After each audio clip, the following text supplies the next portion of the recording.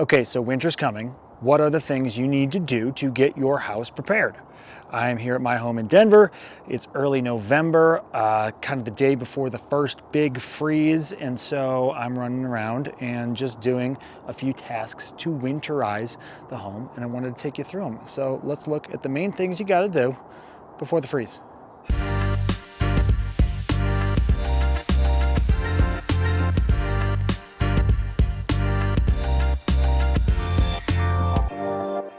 So first things first, if you have them, you're gonna wanna blow out your sprinklers.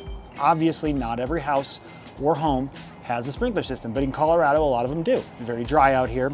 So really what you need is two things. You need a big air compressor tank and you need a hose to connect to the backflow device. There's a billion videos on YouTube about how to blow out a sprinkler system. So I'm not gonna take you all the way through it. Just search that and you'll figure it out. You can hire somebody to do it too. It's not that expensive, but I like getting your own setup. If you're a homeowner, then you can do it whenever you want, however you want. And it's a, it's a pride of ownership thing. It's a nice thing to be able to do yourself and do for your neighbor too.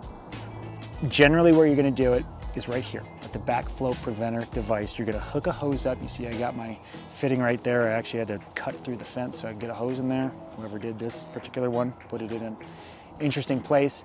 But that's it. You hook your hose up here, you blow the sprinklers out this way.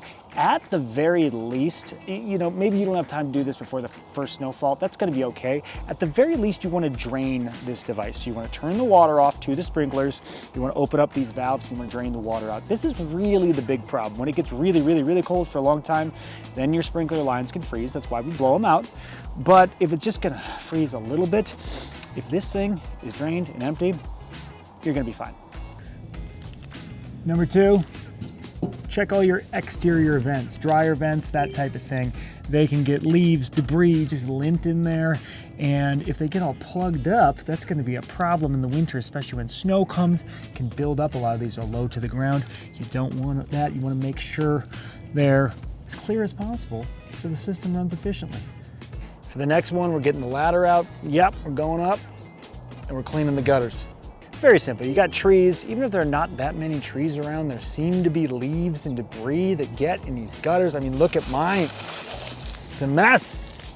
During the winter, when we get snow, it's gonna melt. And when it melts, it needs somewhere to go. And if it has nowhere to go, it's not gonna follow the drainage pattern your roof has built into it. That's gonna become a problem.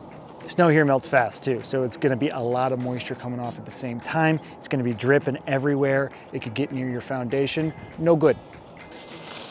So you can do these by hand, or you can get a broom and clear them out, or even better,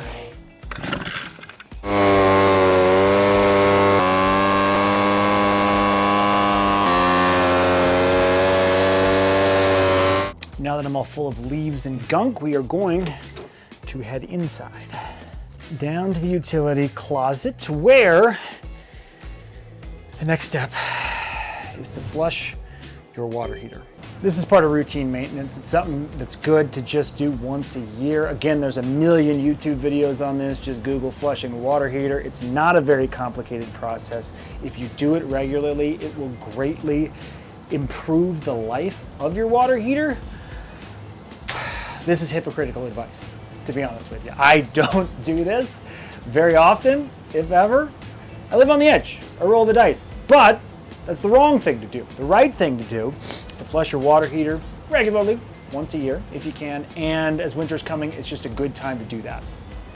Last thing I have for you is to check for cracks or spaces in your doors and windows. Doors especially, because they're tough because they open and close. So naturally, it's tough to get a perfect seal.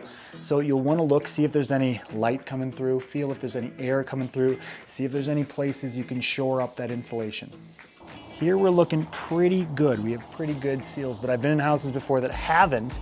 And what you can do is just get those little strips of weather stripping. You roll it out, it sticks on. It's very easy. It's non-permanent in case you want to take it off. It doesn't damage anything. It's an easy way to shore up the insulation and make a better seal on your doors.